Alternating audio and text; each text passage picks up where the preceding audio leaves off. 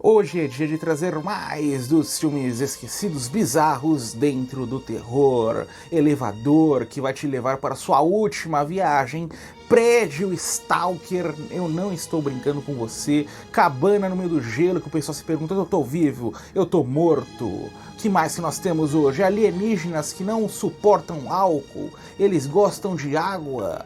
Terror dentro de parques amaldiçoados, aquelas tradicionais aventuras de Halloween. Ou então, imagine passar 5 horas ao lado de um corpo sem vida. Até aí tudo bem, você vai falar, é melhor os mortos do que os vivos, mas tem assombrações também, meu amigo. Eu sou o RRB, que você está no Terror de Ruby. Estranhas Metamorfoses, obra dos anos 80. Um garoto está vivendo com um padrasto, sua mãe, seu pai sumiu de maneira misteriosa há 3 anos. De repente ele reaparece, um tanto quanto estranho. Ele não se lembra onde ele estava durante esses 3 anos. Conforme a história avança, vamos entendendo que ele estava numa nave alienígena e agora os alienígenas modificaram seu corpo. Sua ideia neste mundo é trazer seus amados também para o time dos alienígenas. Extra, em seu título original, é bizarríssimo. Foi uma indicação que eu recebi há 1-2 semanas.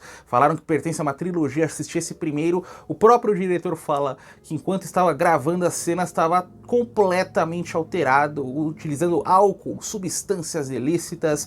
Isso ajudou a trazer essa experiência que o ideal é que você faça uso também de alguma coisa para assistir esse troço, porque o garoto passa a ter poderes. Aí ele traz um time de brinquedos vivos para atingir as pessoas. A cena que mais ficou gravada, que todo mundo fala, é a da grávida.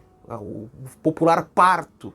Aquela cena coloca Alien, o oitavo passageiro, no chão. Nem se compara. Então um filme bem criativo. Não é exatamente bom, né? Não é exatamente trash, mas é algo que você vai ter para o resto de sua vida. Você jamais vai se esquecer daquelas cenas horrorosas. Extra has returned. O elevador assassino. Elevadores acabaram de ser instalados nesse prédio empresarial. Estranhos acidentes vão começar a acontecer. Pessoas que estão perdendo o fôlego, o ar, estão sendo sufocadas. Outro empregado perde a cabeça, literalmente. Eles chamam um técnico, um mecânico de elevadores. Ele não constata nenhum erro. Conforme outros ataques vão acontecendo, ele inicia uma investigação paralela. Vamos lá, vamos ver que diabo que está acontecendo nesse elevador, somente para cair numa trama de conspiração de outro mundo. Dick Maas à frente da direção, uma obra da Holanda. Muita gente lembra desse filme, mas ele é de fato bem obscuro. Ganhou um remake no início dos anos 2000 com a Naomi Watts, que eu já falei aqui no canal. Qual que é o destaque desse filme? A nostalgia. 30 minutos incríveis iniciais, depois ele vai gradativamente perdendo o ritmo.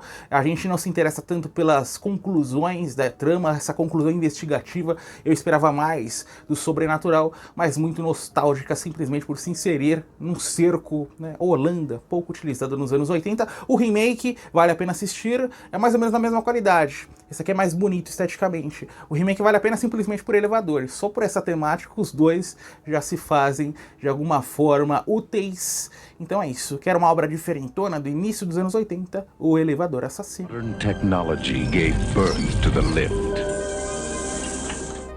Grabbers, agora um filme irlandês. O pessoal tá nessa ilha, população minúscula, 50, 60 pessoas, quando acontece uma invasão alienígena. As pessoas logo descobrem, ou 2 policiais, que o único fraco desse alienígena é exatamente o álcool. Você tem que encher a cara para mantê-los longe de você. E qual que é o forte do alienígena? Água. Sempre que chove, é aí que ele ataca, ou seja, um verdadeiro marketing pró-álcool, o maior marketing pró-álcool que você vai ver na vida depois de Druck. Lembra do Thomas Vinterberg? Com Mads Mikkelsen, um dos meus filmes favoritos dos anos 2000. Esse aqui não é tão espetacular, mas você consegue dar gargalhadas, os personagens são hilários, todos bêbados. Imagina, eles juntam toda a galerinha dentro de um bar, nessa noite chuvosa, para lutar contra os alienígenas. Você já foi naquela balada, né? Aquela balada que você tinha 20 e poucos anos, que Começa tudo lá em cima, chega 4 horas da manhã, tá todo mundo no chão, ninguém consegue mais olhar pra cima, ninguém consegue se mexer, é mais ou menos o que acontece nesse filme. Todo mundo inicia lutando, chega um ponto da noite que ninguém mais consegue raciocinar, aí é alienígena, pessoal caindo de bêbado, saindo na porrada, um olha feio pro outro, eles se batem. É um filme hilário, com tudo essa mistura de terror, invasão alienígena, muitas cenas gráficas, um final bem recompensador à nossa experiência geral. Então super recomendado. Aqui no Brasil nem título em português ganhou, deixaram Grabbers. E assista, depois me falem se vocês não amaram. I'm pissed. Terror extremo. Essa obra pertence àquele subgênero pequeno de pessoas que durante Halloween ou coisa do tipo vão frequentar casas do espanto alternativas amadoras que promovem sustos quase reais. É a ideia do filme, só que elevada a uma potência máxima, porque é uma casa que ela fala o seguinte: aqui você vai passar pelos piores momentos de sua vida, você vai assinar um termo e é isso, você se embarca nesse quartinho, nós vamos te levar para um lugar misterioso e é lá que você vai sofrer. É mais ou menos uma parada sadomasoquista dentro do terror, para ser sincero. Aí tem essa garota que ela tem vários traumas emocionais e decide, ela tá prestes a ceifar sua vida, até que ela recebe uma ligação de que foi aceita para participar dessa casa e ela embarca. Vamos lá, vamos ver, que eu já estava prestes a morrer mesmo, não vai fazer diferença, só que vai. Ela vai descobrir uma nova essência dentro de sua vida turbulenta. Inicia com uma ideia, a gente acha que vai se inserir naquele ritmo tradicional de filmes em que a casa vai oferecer espanto aos personagens. Conforme nós vamos avançando, e esse avançar é bem lento, é algo que pesa ao filme, não é algo positivo. Conforme avançamos, nós vamos entendendo a real motivação da história dos personagens. Todos os personagens, sejam eles as vítimas ou os donos do lugar, os trabalhadores, eles têm uma historinha peculiar a contar. O personagem vai se desenvolver, tudo resultando em últimos 30 minutos super, hiper, mega acima do tom e realmente bons, realmente fascinantes. Eu indiquei há mais ou menos uma semana outro filme desse diretor que se chama, eu não tenho nada, Anthony Di Blasi, tô olhando aqui. Ele dirigiu aquele, o Malum e o Last Shift. Indiquei ambos, por isso que eu fui assistir e curti. Não chega na qualidade daqueles dois, mas vai te trazer algo, uma experiência diferente no terror dos últimos anos. É um terror para você pensar, para você desenvolver os personagens junto com a história, para você enquadrar o que cada um vai fazer. Algumas resoluções são de fato um pouquinho, você consegue entendê-las antes que elas aconteçam, mas isso não perde o charme do filme. Então você quer algo forte? Terror extremo. Do with me whatever you wish.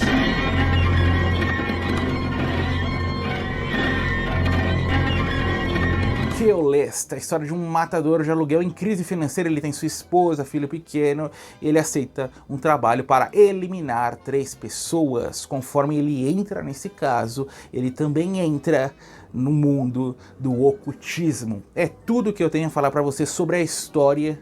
A cada 5, 10 minutos ele vai nos entregando novos ingredientes para que a gente vá internalizando, para que a gente vá se sentindo mal, porque você começa com dó dos personagens, você simpatiza com aquela família e o filme vai avançando e vai te mostrando como a gente não deve jamais confiar no ser humano. Confie em você e olhe lá, nem você às vezes você deve confiar. Keylist, eu tinha assistido lá em 2013, 2014 e me lembrava de pouca coisa. Eu recebi até uma recomendação há alguns meses no canal e para trazer eu não me lembrava, falei, vou dar outra chance, vou assistir novamente, assisti e dessa vez eu amei.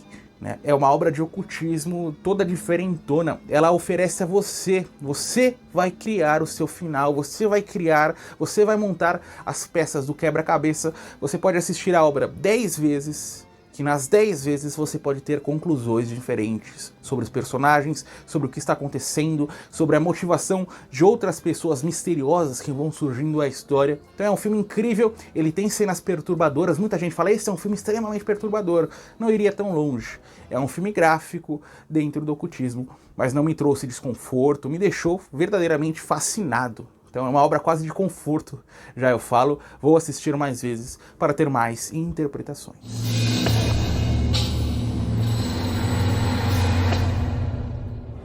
Aterrorizante confronto final, filme australiano do início dos anos 80, a primeira obra a passar, apesar de obscura, a marca de $1 milhão australianos em seu orçamento. É a história de uma tragédia de avião, morre todo mundo, menos o piloto. Ele é encontrado como responsável ou principal suspeito e por conta própria, sem memória, ele não se lembra de absolutamente nada, vai tentar descobrir a verdade. E o que ele vai encontrar é sobrenatural, muita conspiração e jogos de enganação. A abertura é fascinante, justificando todo esse orçamento. São 15 minutos da queda do avião, os melhores que eu encontrei dentro desse subgênero. Jamais eu vi uma cena que tenha me causado tanto espanto quanto a desse filme, com aviões caindo, e tem tudo embaixo de uma trilha sonora que me lembrou bastante Sinistra, a de Rambo Programado para Matar, ou seja, perfeito para você assistir de madrugada. Foi assim que eu assisti, é aí que você vai se sentir completamente assustado. Depois dessa abertura ele cai bastante, mas não o suficiente para que você não se importe com os desdobramentos da história, com os personagens. Conforme as assombrações chegam, as assombrações representam os fantasmas dos mortos, eles querem vingança. Então eles vão atacar personagem X, que não tem absolutamente nada a ver com a história, e vão poupar personagem X, um dos responsáveis. É isso, esses buracos que prejudicam um pouco a nossa experiência, mas é super macabro. É super recomendado. Se você gosta desse estilo terror avião, tem essa trilogia mágica. Esse, The Survivor, tem o Premonição, todo mundo sabe, e tem o Soul Survivor, o filme dos anos 80 obscuro, que eu já recomendei no canal, e o melhor dos três. Comece com Premonição, vá para The Survivor e termine com Soul Survivor. Terror, avião, você nunca mais vai querer pegar, vai sempre de ônibus, ou então fique na sua cidade.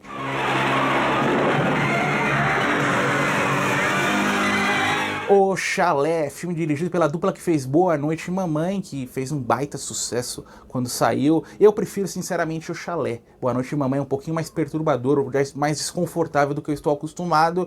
Esse acontece na neve, nesse chalé. Uma família vai tirar uma semana de folga. Como é composta essa família? A madrasta, o pai e duas crianças na faixa dos 12 aos 15 anos.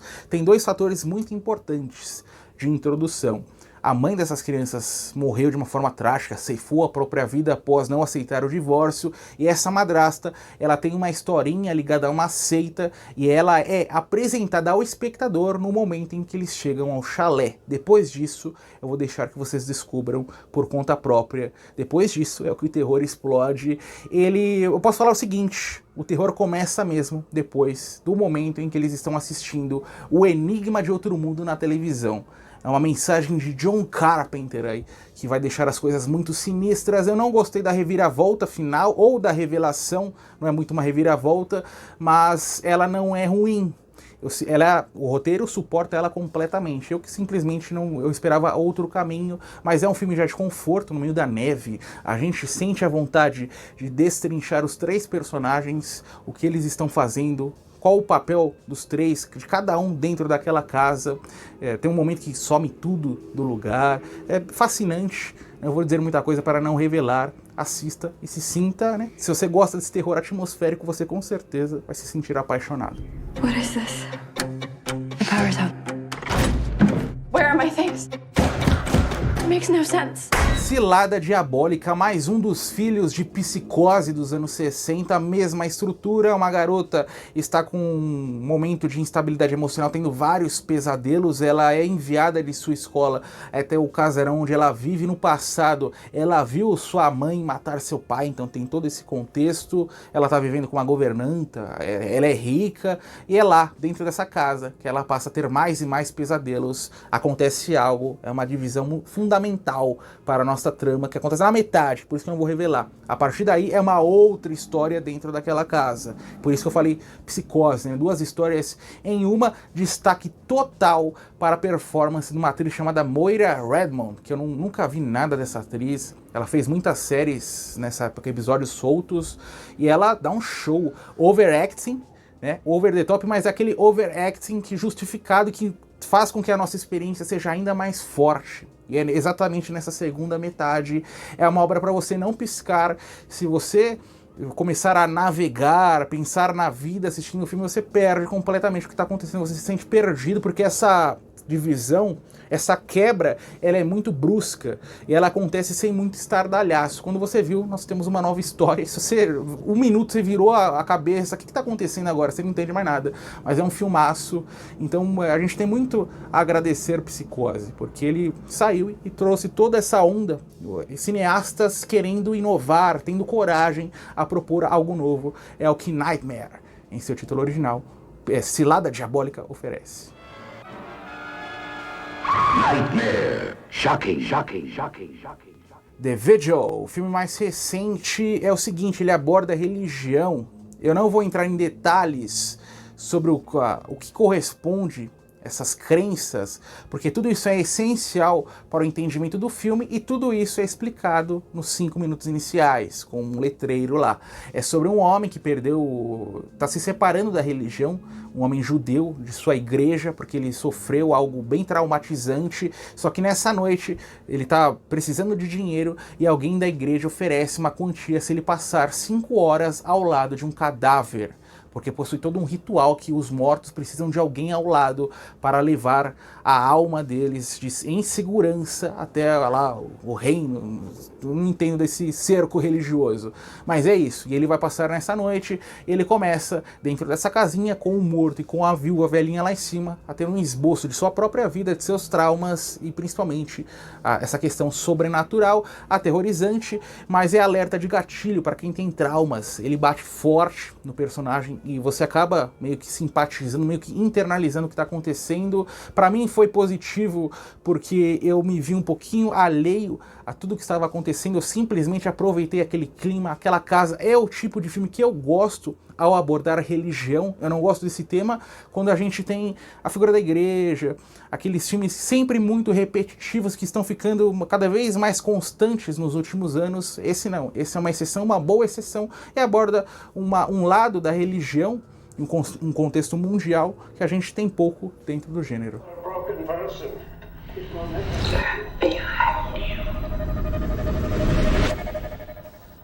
Você deveria ter partido obra obscura recente dentro do subgênero Casa Mal Assombrada, bem meia boca, bem regular. Eu separei para vocês porque é a reunião de David Cope, diretor, com Kevin Bacon, depois do Vozes do Além, dos anos 90, que marcou a vida de muita gente, inclusive a minha. Aqui é a história de um homem ricaço, ele tem uma filha, a mulher morreu, ele tem uma esposa mais jovem, eles vão tirar férias nessa casinha no meio do nada, e é dentro dessa casinha super tecnológica que eles se veem presos. Ele e sua filha, que a esposa jovem sai, então os dois ficam ali tentando de alguma forma sobreviver a essas horas, só que dentro daquela casa o tempo não corre da mesma forma. Ele, em momento algum, ele é interessante, assim, a gente sente medo, calafrio, ele é bem basicão, então não é horroroso, meu Deus, pior filme do mundo, mas é um filme para você passar o tempo, simplesmente. Só se você gostar muito do subgênero Casas Mal Assombradas. Eu falei que ele é basicão, que ele é super clichê, a única coisa diferente, e talvez seja por isso que vale a pena de alguma forma assisti-lo, é a sua roupagem. Casa tecnológica, uma casa tecnológica mal assombrada. Tem no final também uma grande reviravolta, mas caso contrário, talvez pule para o próximo. E o Kevin Bacon e David Cope, diretor que fez pouquíssimos filmes, ele fez filmes relevantes. Ele fez como diretor, ele fez o Ecos do Além, depois o Janela Indiscreta. Janela Indiscreta não, Janela Secreta, com Johnny Depp, que é outro filmaço. E agora, esse papel deveria ter ido para o Nicolas Cage. Nicolas Cage pulou fora do filme e sobrou para o Kevin Bacon. The right ones usually find the place. The Black Tower, filme do Reino Unido, uma indicação extra, porque ele é um curta-metragem, 22 minutinhos apenas, é sobre um homem, acreditem se quiser, que é perseguido por um prédio.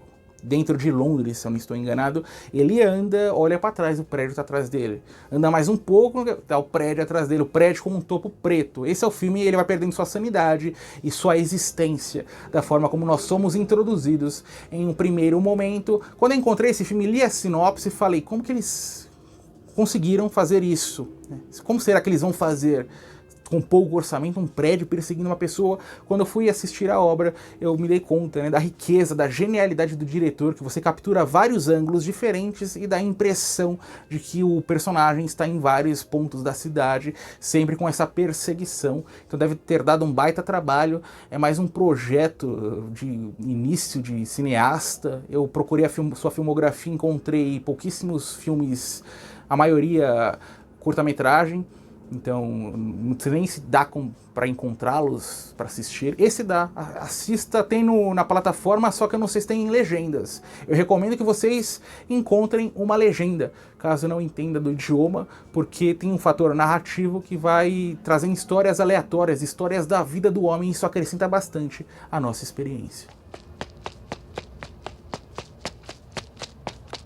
É isso aí, galera, chegamos ao final de mais um vídeo sobre filmes obscuros, raros, perdidos, ao lado duas outras opções dentro desse mesmo tema, para você continuar assistindo e maratonando o terror de Ruby.